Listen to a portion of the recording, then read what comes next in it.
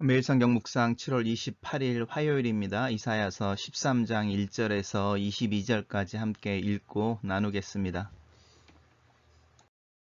아모스의 아들 이사야가 바벨론에 대하여 받은 경고라. 너희는 민둥산 위에 기치를 세우고 소리를 높여 그들을 부르며 손을 흔들어 그들을 존귀한 자의 문에 들어가게 하라. 내가 거룩하게 고별한 자들에게 명령하고 나의 위엄을 기뻐하는 용사들을 불러 나의 노여움을 전하게 하였느니라. 산에서 무리의 소리가 나며 많은 백성의 소리 같으니 곧 열국 민족이 함께 모여 떠드는 소리라. 만군의 여호와께서 싸움을 위하여 군대를 검열하심이로다. 무리가 먼 나라에서 하늘 끝에서 왔으며 곧 여호와와 그의 진노의 병기라. 온 땅을 멸하려 함이로다. 너희는 애곡할지어다. 여호와의 날이 가까웠으니 전능자에게서 멸망이 임할 것이미로다. 그러므로 모든 손에 힘이 풀리고 각 사람의 마음이 녹을 것이라. 그들이 놀라며 괴로움과 슬픔에 사로잡혀 해산이 임박한 여자같이 고통하며 서로 보고 놀라며 하늘의 불꽃 같으리로다. 보라, 여호와의 날 곧 잔혹한 분냄과 맹렬히 노하는 날에 이르러 땅을 황폐하게 하며 그 중에서 죄인들을 멸하리니 하늘의 별들과 별 무리가 그 빛을 내지 아니하며 해가 돋아도 어두우며 달이 그 빛을 비추지 아니할 것이로다. 내가 세상의 악과 악인의 죄를 벌하며 오만한 자의 오만을 끊으며 강포한 자의 거만을 낮출 것이며 내가 사람을 순금보다 희소하게 하여 인생을 오빌의 금보다 희귀하게 하리로다.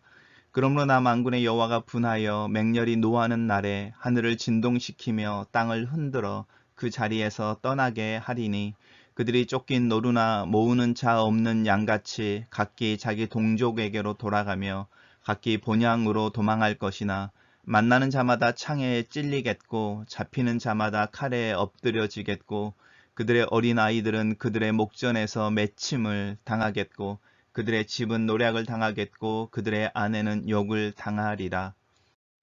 보라, 은을 돌아보지 아니하며 금을 기뻐하지 아니하는 메대 사람을 내가 충동하여 그들을 치게 하리니 메대 사람이 활로 청년을 쏘아 죽이며 태의 열매를 긍휼히 여기지 아니하며 아이를 애석하게 보지 아니하리라. 열국의 영광이요 갈대아 사람의 자랑하는 놀이개가 된 바벨론이 하나님께 멸망당한 소돔과 고모라 같이 되리니 그곳에 거주할 자가 없겠고 거처할 사람이 대대에 없을 것이며 아라비아 사람도 거기에 장막을 치지 아니하며 목자들도 그곳에 그들의 양떼를 쉬게 하지 아니할 것이요 오직 들짐승들이 거기에 엎드리고 부르짖는 짐승이 그들의 가옥에 가득하며 타조가 거기에 깃들며 들양이 거기에서 뛸 것이요 그의 궁성은 승냥이가 부르짖을 것이요 화려하던 궁전에는 들깨가 울 것이라. 그의 때가 가까우며 그의 날이 오래지 아니하리라. 오늘 본문은 4개의 단락으로 나뉘어져 있습니다. 단락별로 살펴보겠습니다. 오늘 본문은 이사야가 바벨론에 대해서 받은 경고인데요. 우리가 지난번까지 12장까지 아하스 왕을 때를 기준으로 해서 하나님께서 북이스라엘과 또 북이스라엘 주변에 있는 아람이라든지 이런 이방 국가들과 또 아시리아에 대해서 그리고 이제 유다에 대해서 경고하시는 메시지를 들었고요. 아직은 바벨론이 아시리아를 완전히 정복하지 않은 때인데 아모스의 아들 이사야의 예언이 그 다음 제국인 아시리아를 정복하고 또 다른 세계의 패권자가 되는 바벨론에 대한 경고를 주는 부분입니다. 그래서 12장과 13장 사이에 간격이 조금 있을 수도 있고요. 아니면 아직은 작은 제국인 바벨론에 대해서 하는 경고일 수도 있고요. 그래서 오늘 본문을 잘 살펴보시면 그 부분들을 이야기하고 있습니다. 제가 따로 본문을 설명할 필요는 없는 것 같고요. 제가 단락을 어떻게 요약했는지 보겠습니다. 하나님께서 열국을 심판하시는 날에 바벨론이 그 심판의 첫 번째 대상이 될 것이다. 두 번째 단락입니다. 계속적으로 나오는데요. 여호와의 날이 가까웠고 전능자에게서 멸망이 임할 것이다 라고 말하면서 그 여호와의 날에 어떤 상황일까 라고 말할 때 해산에 임박한 여자의 고통같이 라는 부분입니다. 특별히 하나님이 심판을 이야기하면서 해산에 임박한 여자의 고통이라고 이야기를 할 때 두 가지 의미죠. 고통에 또 초점이 맞춰져 있고요. 또 이 해산이라고 하는 부분에도 초점이 맞춰져 있습니다. 그래서 우리가 하나님의 심판을 불로 이야기할 때 소멸의 의미가 아니고 새로움에 대한 이야기, 새롭게 함에 대한 이야기, 우리가 그거를 이제 금처럼 정련하고 순결하게 한다고 말하는데 그 부분이 동시에 담겨져 있어서 이 해산에 임박한 여자 이 고통에 대한 이야기를 하고 있습니다. 이 단락을 저는 여호와의 날이 가까웠고 하나님의 심판은 두렵고 고통스러울 것이다 라고 정리를 해 보았습니다.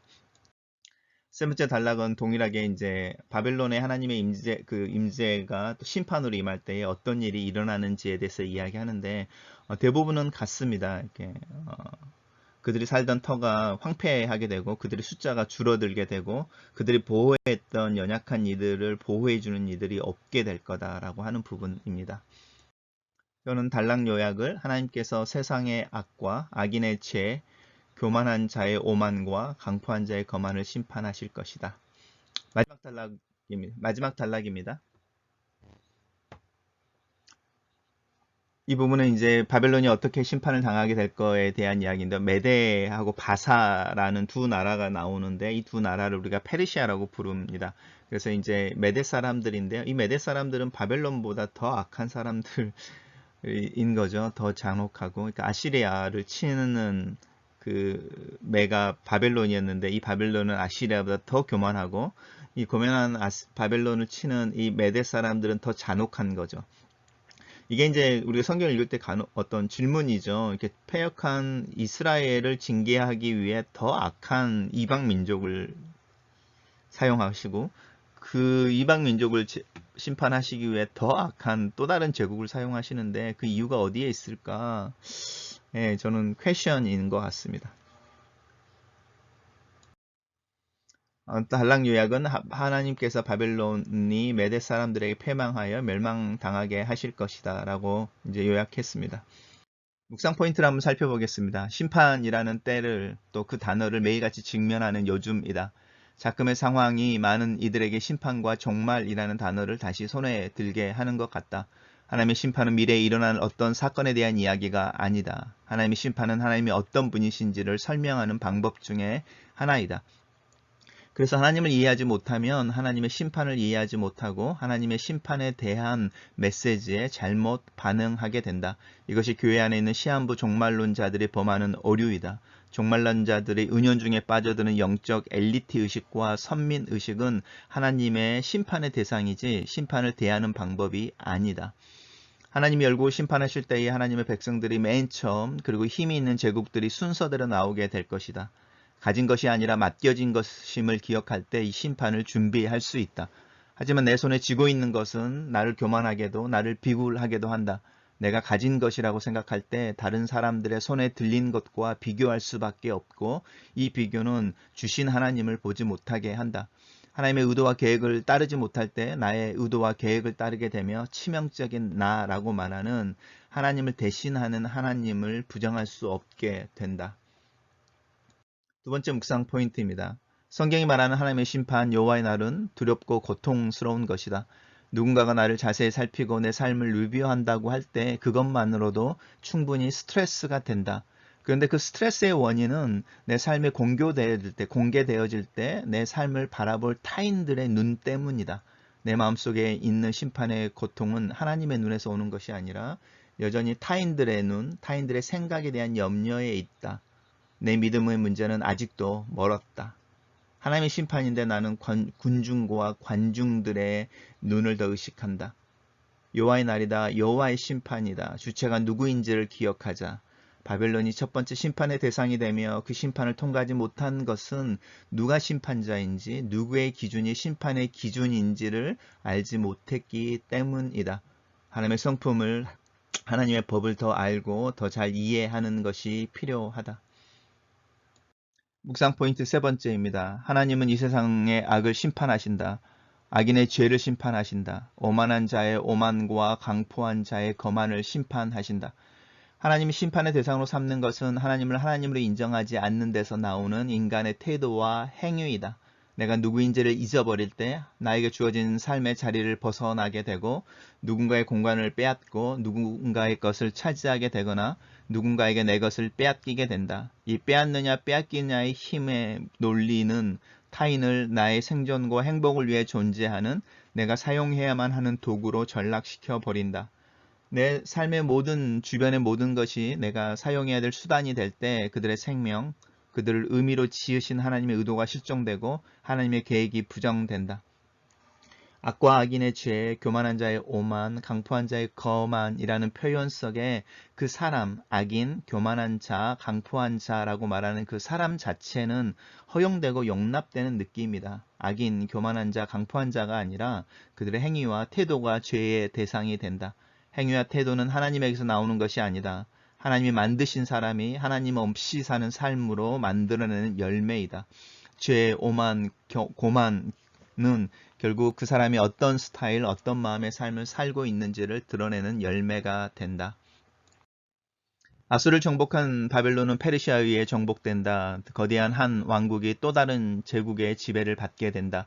영웅들이 차지하는 무덤도 그 크기가 크면 클수록 그들의 영원한 안식이 도굴범에 의해 침범받게 되고 박물관에 놓여 기념이 될지는 모르지만 여전히 누군가의 눈, 판단이라는 것에서 자유롭지 못하게 된다. 죽어서도 타인의 눈길을 의식하며 살아가게 되는 것이다. 어쩌면 역사는 하나님의 심판을 현실로 보여주고 있는 것이 아닐까. 내 삶이 지나고 나면 남은 것들이 작은 기억이 되고 그 기억을 가진 이들이 사라지면 어디 정부 문서나 작은 종이 한 장에 기록된 몇 개의 글자로 남을 뿐인데 내게 주어진 삶을 오해하고 너무 집착하는 것은 아닌지, 영혼에 연결되어져 있는 사람으로서 그 삶을 어떻게 살아낼 수 있을까? 내 자녀들도 내 삶에 연결된 영혼을 그들의 삶에 연결할 수 있을까? 그리하여 역사의 주관자가 되시는 여호와와 함께 동행하며 그와 함께 머물 수 있을까? 글로 쓰는 기도입니다. 역사의 주관자가 되시는 하나님, 영원하신 이는 하나님 뿐이심을 고백합니다. 순간 하나님의 은혜로 이 세상을 살아가지만 곧 내 근원인 흙으로 돌아가며 잊혀질 존재임을 고백합니다. 하나님을 기억하게 하소서, 하나님의 눈을 의식하게 하소서, 하나님 곁에서 영혼을 붙들게 하소서, 내게 주어진 은혜를 최선으로 누리게 하시고 내게 주어진 삶의 영역에서 땀을 흘리고 수고하며 하나님이 주시는 일상의 기쁨을 누릴 수 있는 믿음과 지혜를 허락하소서. 타인들의 눈이나 판단이 아닌 하나님의 눈과 판단을 더 기억하고 의식하게 하시고 하나님이 누구이신지 하나님의 법을 더 공부하고 깨달아 알게 하소서. 이 세상의 악과 교만을 거스리게 하시고 하나님 앞에 겸손하고 섬김을 배우게 하시고 실천하게 하소서. 아멘.